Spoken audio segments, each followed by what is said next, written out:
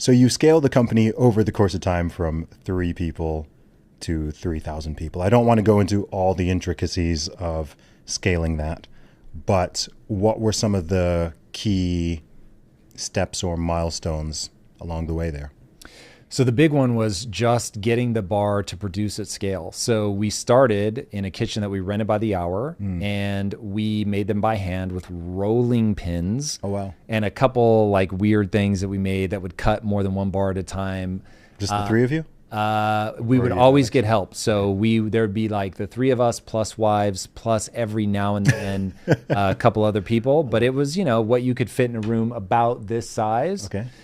So it was pretty small. We'd make a few hundred bars a night, maybe 1,000. I forget now the exact number, but it was not a lot. And we'd run the software company by day and do the protein bars nights and weekends. And it was really, really small time. And so we knew if we were going to scale, we were going to have to find equipment. And we went around all over the place looking for a line. And people were like, you're never going to be able to make this bar. You don't understand. There's actually a pretty fascinating lesson in there. Why were they saying that? Well, they wouldn't have been able to articulate why. They would just say it won't run on the equipment. It won't run on the equipment. But we were like, what do you mean it won't run on the equipment? It didn't make any sense. And so we would go rent their facility, try to run it, and it really wouldn't run on the equipment. But we didn't know enough to understand why it's not running on the equipment. This is utterly fascinating. Zuby, stop me if this ends up not being interesting for your audience, but this is such a life thing that I've learned immutably over time because I've done so many different things now.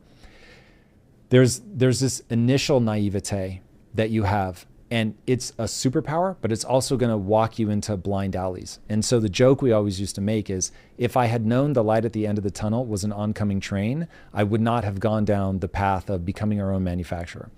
But by becoming our own manufacturer, we were able to make a bar that other people couldn't make. Now, I went through the same thing as we become a game developer now here at Impact Theory. Just things that I was like, why are people saying this can't be done? I can think through the problem. This is going to be very easy. And then you try it and you're like, oh my God, there's just all these things that unfold that you realize, oh, people in the industry, they know all these things. But there's a great quote, I forget who said it. Anytime an expert tells you how something can be done, believe them. Every time an expert tells you how something can't be done, don't believe them. And so it's this weird conundrum of you have to throw yourself into this thing, make a ton of mistakes, waste a lot of time, look like a fool to finally orient yourself to, oh, okay, I see now how to pull this off. But hopefully you will have leapt in with a vision so audacious that as you fight your way through that, oh my God, now I understand, oh God, this problem spiraling out of control. But you don't give up and you push all the way through. And by doing that, you actually create something that nobody else was able to create. But you literally had to be fooled in the beginning. If I had known how hard game development was going to be, I certainly wouldn't have done what we did. I would have still gotten into games, but not the way that we did. So we ended up creating something that nobody else has built because nobody else was dumb enough. Now, back at Quest, it was the same thing. We became our own manufacturer because we didn't understand how hard it was going to be. And so we just saw a problem and we're like, wait, we see how to solve this problem, only to then have just an unimaginable number of other problems unfold before you. And this is where entrepreneurs quit. This is I teach entrepreneurship, and this is the one idea I always try to get across. And we're going to find out how highbrow your audience is, because I'm going to say the truth, even though people hate it when I say it this way, but I say it this way because it's fucking true. You are up against the second law of thermodynamics, which simply states everything in the universe moves towards chaos. Nothing, when left alone, will assemble itself into an Alfa Romeo or a Ferrari, right? Never going to happen. The metal's not going to refine itself. The engine's not going to build itself. That's not the way things work. Unless it's a closed system into which you can pour energy, okay? That's the second law of thermodynamics. That's a very accurate and fancy way of saying the world really is working against you.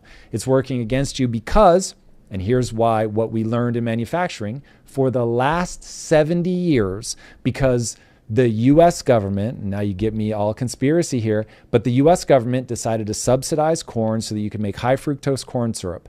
Now, because it's being subsidized, it becomes prevalent everywhere.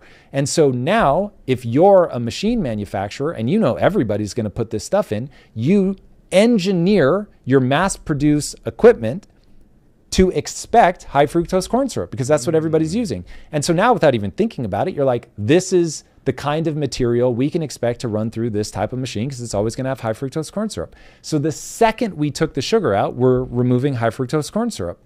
And so even though we put a liquid fiber in there, its properties are just different enough that it literally breaks the equipment. Wow. And so now you're like, oh my God, I now understand, because we were asking ourselves over and over, how has nobody made this bar? This is so obvious. And the answer is, I bet everybody tried. But when they got to the point where, oh, we either have to add high fructose corn syrup to make our product, which is why you have 20 grams of sugar or 20 grams of protein inside of a Snickers bar, or I have to build my own equipment, they all said, I'm going to add the sugar. We were literally the only ones that were like, nah, we'll build the equipment. Okay. Now, when people understand that defines my whole life, that I make that decision over and over and over and over. And you need a little naivete going into it because becoming your own manufacturer is an insane undertaking. But when you've already started down that path and you've designed all the packaging and you're making it and you're selling it, and only then do you find out, oh, actually, this is going to be insanely difficult. It's tough. But if you have that mentality of like, I can get so good at a thing that people can't stop me.